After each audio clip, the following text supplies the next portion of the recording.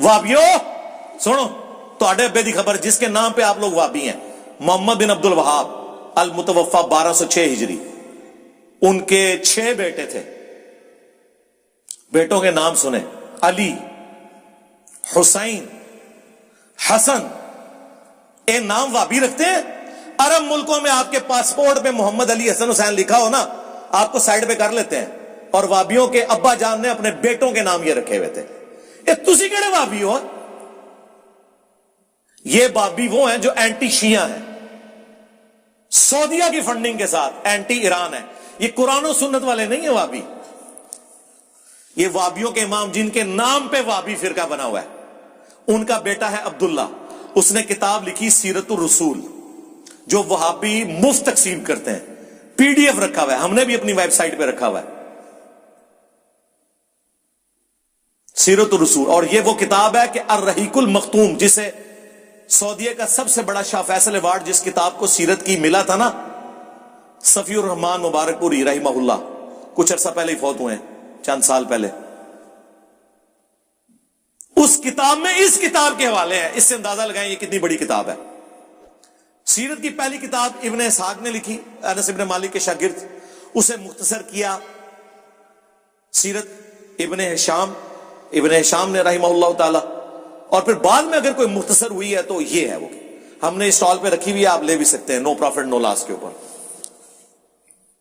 اس میں آپ یہ ذرا سنیں کہ وہ کیا لکھتے ہیں.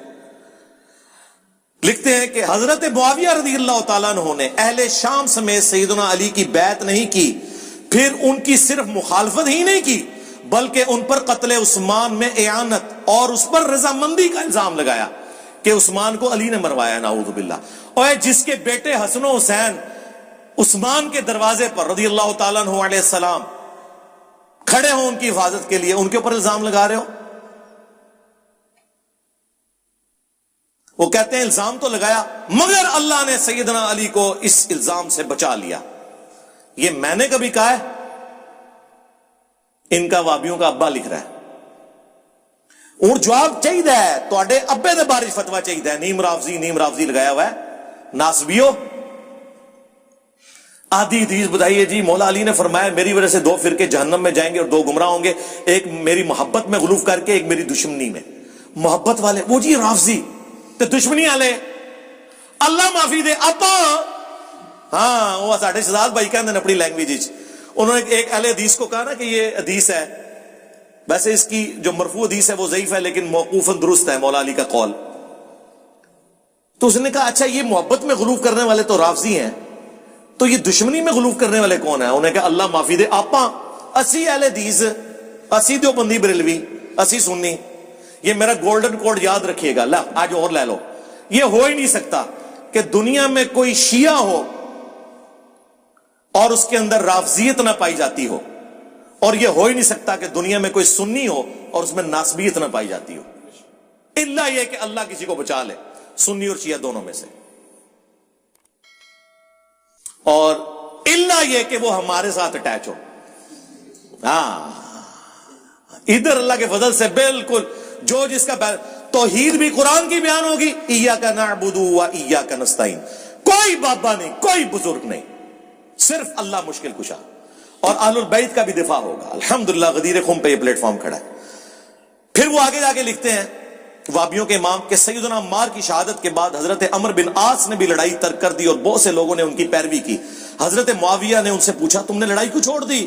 انہوں نے کہا ہم نے عمار کو قتل کر دیا اور میں نے خود رسول اللہ سے سنا تھا کہ عمار کو باغی جماعت قتل کرے گی، لہٰذا ہم تو باغی ہوئے. معاویہ بولے خاموش رہو، تم اونٹ کی طرح اپنے ہی پیشاب میں پھسل رہے ہو. ہاں یہ باتیں کرو گے تو میرے فوجی مجھے چھوڑ جائیں گے، میں نے تو اپنے فوجیوں کو کوئی اور ہی کہانی کروائی ہوئی ہے. اللہ اکبر. پھر اگلی بات وہ کہتے ہیں بچنے کے لیے، کیا ہم نے ان کو قتل کیا؟ ان کو تو علی اور ان کے ساتھیوں نے قتل کیا جنہوں نے لا کر ہمارے نیزوں کے درمیان پھینک دیا ہے جی. یہ محدثین کہتے ہیں کہ پہلا بندہ جس نے اپنی غلطی کی اتنی باطل تعویل کی ہے نا وہ یہ بندہ ہے. اور یہ حدیث مسند احمد میں بھی موجود ہے، یہ وہاں سے انہوں نے نقل کیا ہے. لیکن کمال ہے اس کے اوپر جو مولا علی نے جواب دیا نا وہ پھر انہوں نے نقل کیا ساتھ.